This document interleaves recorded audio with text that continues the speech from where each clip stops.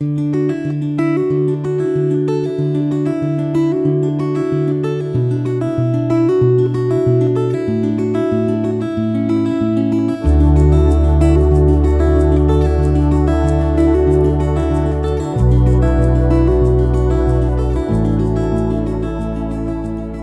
reading begins in Leviticus chapter 6, starting in verse 1.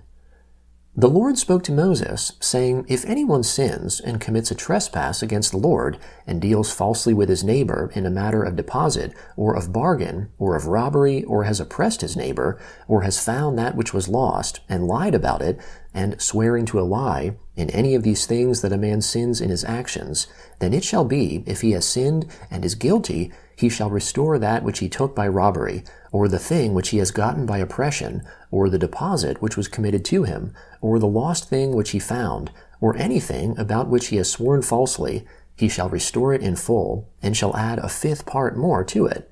He shall return it to him to whom it belongs, in the day of his being found guilty.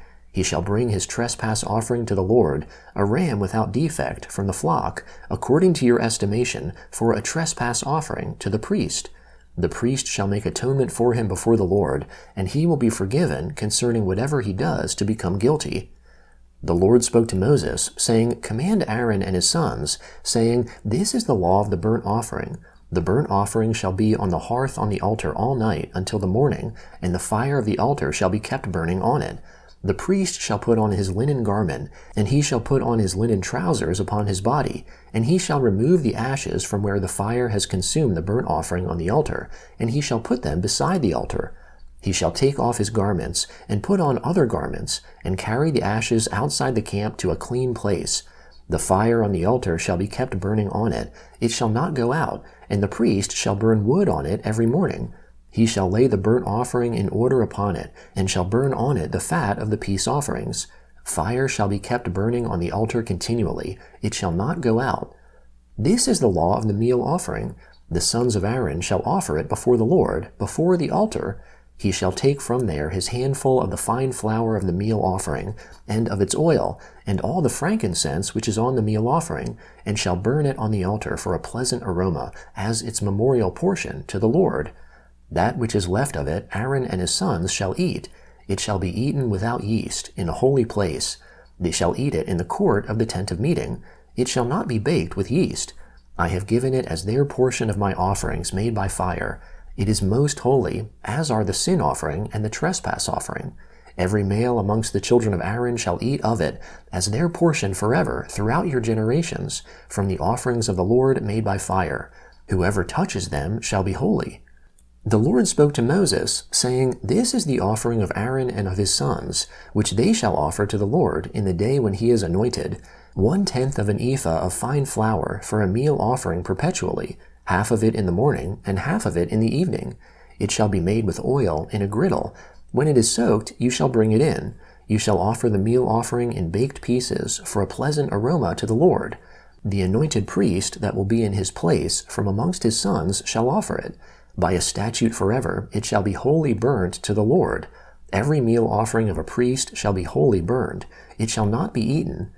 The Lord spoke to Moses, saying, Speak to Aaron and to his sons, saying, This is the law of the sin offering.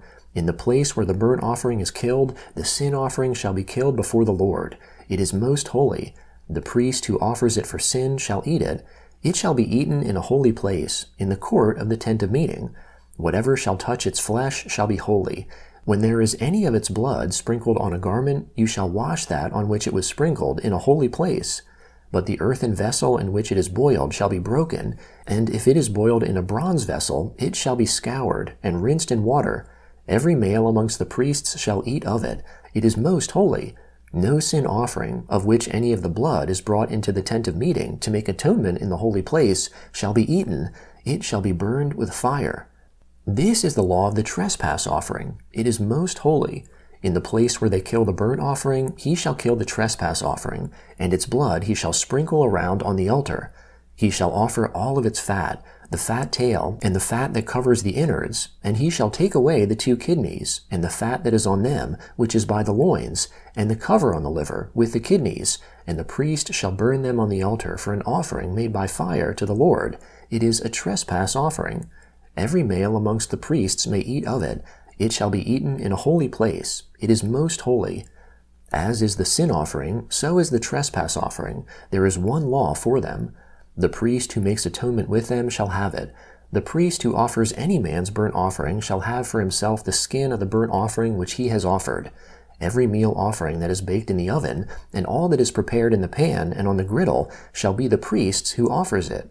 Every meal offering, mixed with oil or dry, belongs to all the sons of Aaron, one as well as another.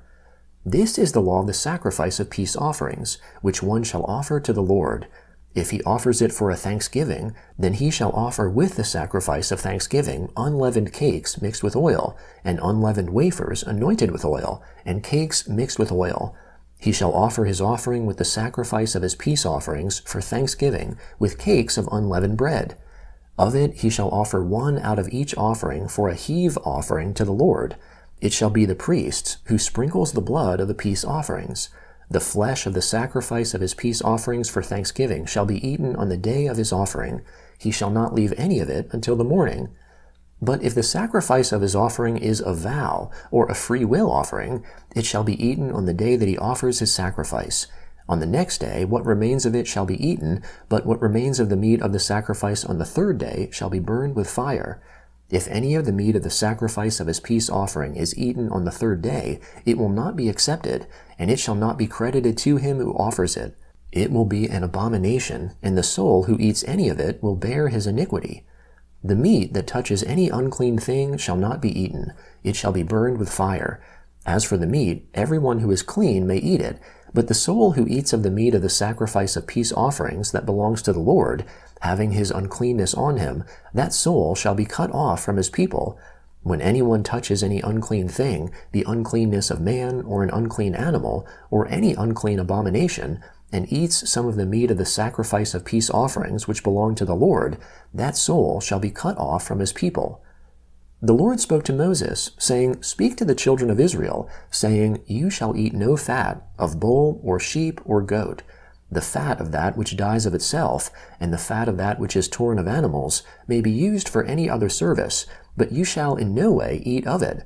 For whoever eats the fat of the animal which men offer as an offering made by fire to the Lord, even the soul who eats it shall be cut off from his people. You shall not eat any blood, whether it is of bird or of animal, in any of your dwellings. Whoever it is that eats any blood, that soul shall be cut off from his people. The Gospel of Mark, chapter 3, beginning in verse 7. Jesus withdrew to the sea with his disciples, and a great multitude followed him from Galilee, from Judea, from Jerusalem, from Idumea, beyond the Jordan, and those from around Tyre and Sidon. A great multitude, hearing what great things he did, came to him.